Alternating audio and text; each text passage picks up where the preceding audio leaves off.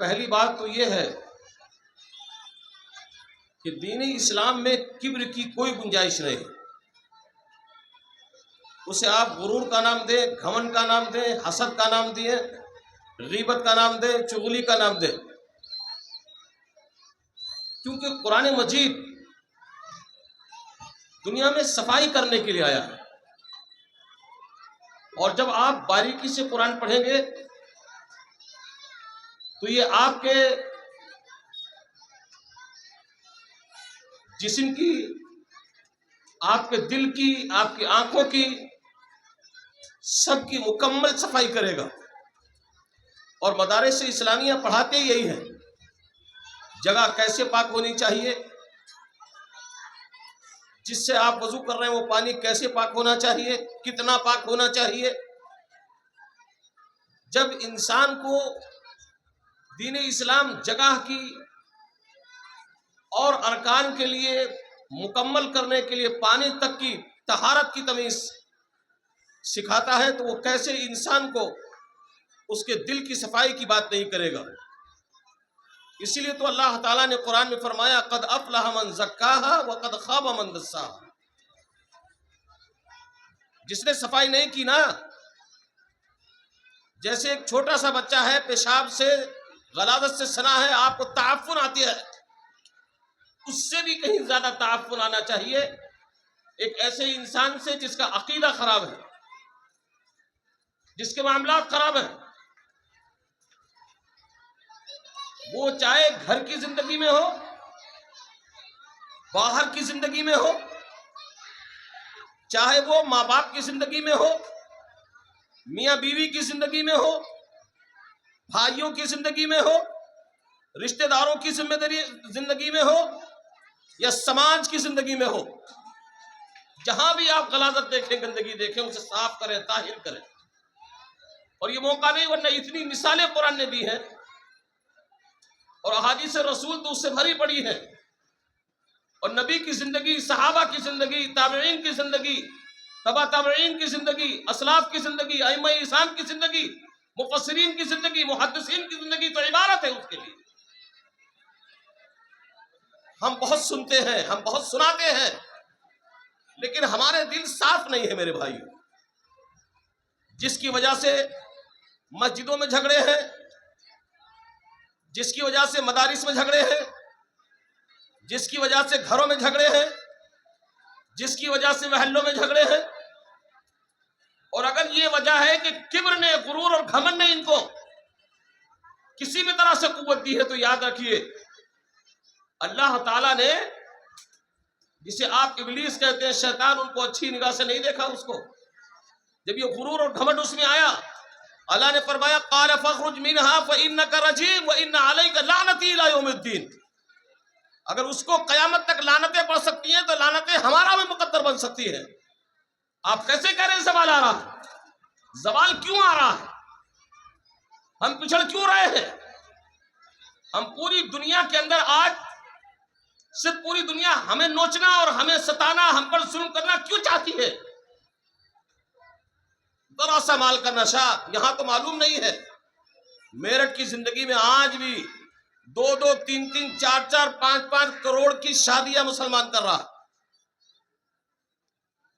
مال ہمارے پاس ہے اور مال کا نشہ ہے. اگر تو قارون سے پوچھو، فَخَسَفْنَا بِهِ وَبِدَارِهِ الْأَرْضَ قرآن نے فرمایا. اور اگر جاہو عصمت کا، اپنی بادشاہت کا کسی کو جنون ہے تو اللہ تعالیٰ نے فرمایا جاؤ ثم اغرقنا آل فرعون وانتم تنظرون. اس لیے حسد سے، بغض سے، کینہ سے، کپٹ سے، تعصب سے، تنگ نظری سے دوری اختیار کرنے کی ضرورت ہے. آج سماج کو طاہر بنانے کی ضرورت ہے. ہر ایک سے پیار کرے، محبت کرے، کسی کو بگاڑنے کی کوشش نہ کرے. جھگڑے میں، فساد میں بہت زیادہ ٹائم نہیں لگتا. یہ جو آپ کہتے ہیں 9 اکائی، اس کو زعم آیا، غرور آیا، گھمنڈ آیا کہ ہم سے کوئی بڑا نہیں ہے، اس نے 8 کے تپڑ مار دیا. اس نے پوچھا بھائی ہماری کوئی غلطی ہے؟ ہم سے پوچھتے ہو، ہم تو بڑے ہیں. کہ اگر یہی سکہ چلے گا تو اس نے 7 کو مار دیا.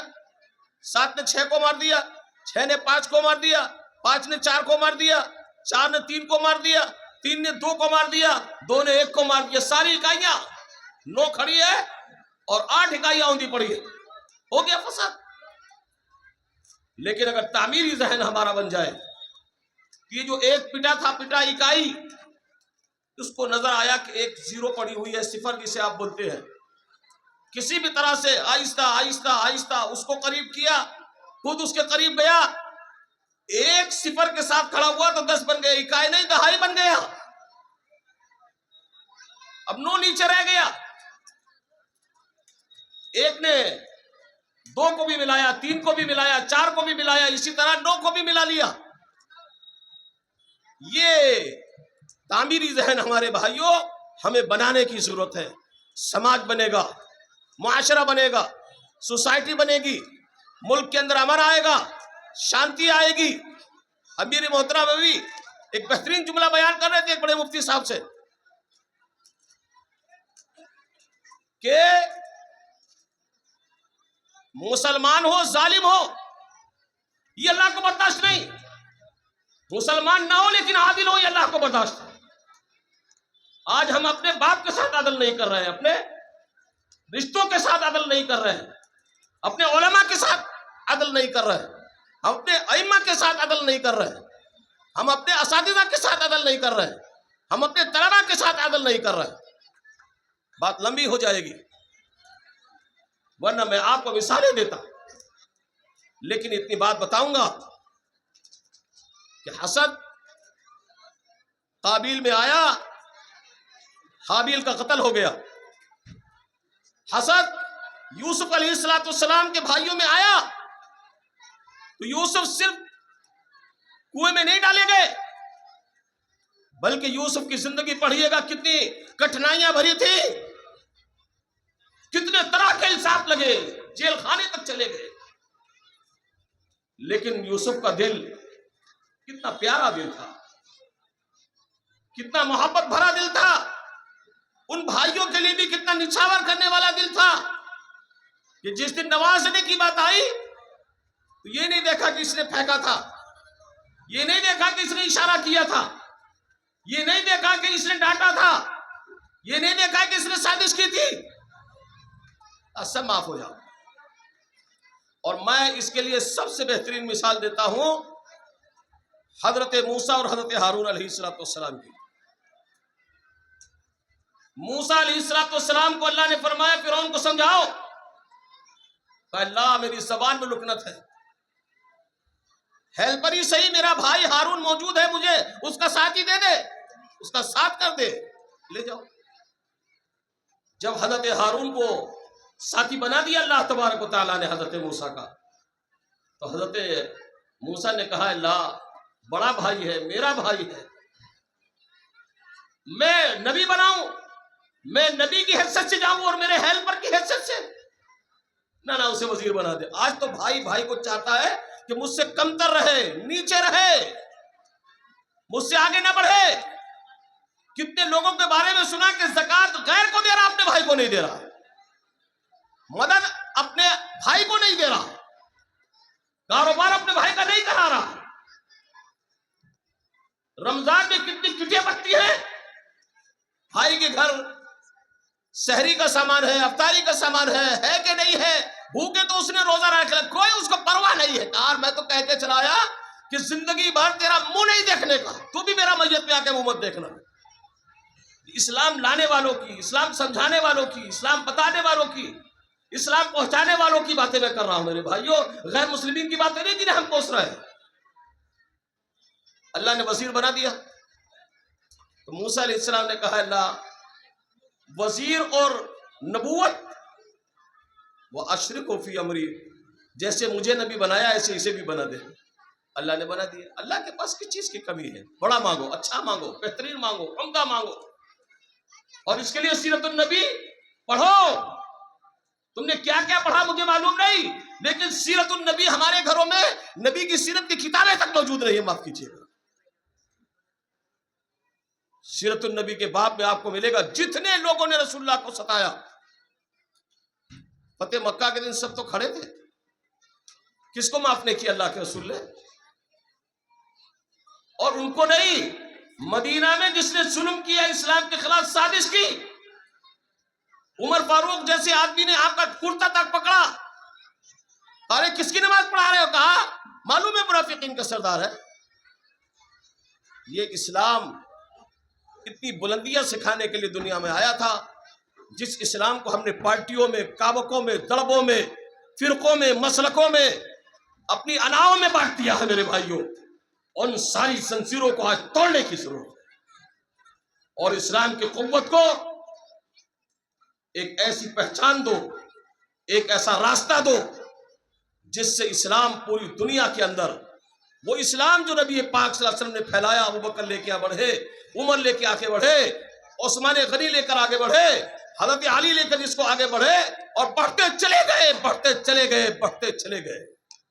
اس اسلام کی بات کرو، اس ایمان کی بات کرو، اس تقوی کی بات کرو، اس طہارت کی بات کرو، اس پاکیزگی کی بات کرو، اور اس اچھے اخلاق و کردار کی بات کرو، تو ہمیشہ اسلام زندہ رہے گا، تابندہ رہے گا۔ میں آخر میں میرے بھائیوں، لمبی بات ہو گئی، ابھی بچوں کو بھی سنانا ہے، آپ کو بھی سننا ہے، اور سب سے اہم چیز یہ ہے کہ ہم سب کے قائد مرکزی جمعیت اہل حدیث ہند کے امیر محترم، ان کی سادگی پہ مت جائیے۔ آج ان کا علم پہاڑ ہے، میں نے عرب مشائخ کو دیکھا ان سے سیکھتے ہوئے، ان سے املا کراتے ہوئے، ان سے بہت ساری چیزیں باریکی کی جاننے کے لیے ان کے آگے پیچھے گھومتے ہوئے۔ اور اس ملک کے اندر تو آج اللہ تعالیٰ نے ایسا مقام دیا ہے کہ صرف جماعت نہیں، کوئی ملک کی جماعت ایسی نہیں ہے جو اپنا پروگرام کرے، چاہے وہ چھوٹی ہو یا بڑی ہو، ملی ہو، کہ امیر محترم کے بغیر وہ پروگرام ہو جاتا ہو۔ اس لیے کیونکہ ان کے پاس علم بھی ہے، تجربہ بھی ہے، تجربہ ملی بھی ہے، تجربہ ان کے پاس اس تعلق سے بھی ہے کہ شاید آج کی تاریخ میں کوئی صوبہ، کوئی شہر ایسا نہیں ہے جس سے قریب سے انہوں نے نہ دیکھا ہو۔ طبیعت خراب مجھ سے زیادہ ان کی ہے، مجھے تو پروگرام کے بعد آرام کا موقع ملے گا کل، لیکن شیخ تو رات آئے، صبح سوار ہو گئے یہاں کے لیے، اور صبح جھارکھنڈ کے لیے نکل جائیں گے، اور کئی دن کے بعد آئیں گے، کہاں کہاں جنگلات کے، گاؤں کے سفر کریں گے۔ اس لیے اس خطاب کو معمولی مت سمجھیے گا، اس کے ایک ایک لفظ کے اندر جو دانشورانہ حکمتیں بھری ہوں گی، اس کو آپ سنجیدگی سے لیجیے گا۔ میں تمام مدرسہ کے ذمہ داران کا، اپنے اساتذہ کا، اپنے طلباء کا، اور سارے جتنے یہاں میرے بھائی علماء اکرام موجود ہیں، ان سب کا دل کی گہرائیوں سے ان کو خوش آمدید بھی کہتا ہوں، شکریہ بھی ادا کرتا ہوں، اس معنی کر کے انہوں نے مجھے بلایا۔ اللہ تعالیٰ موقع دے گا تو پھر باتیں کریں گے۔ السلام علیکم ورحمۃ اللہ وبرکاتہ۔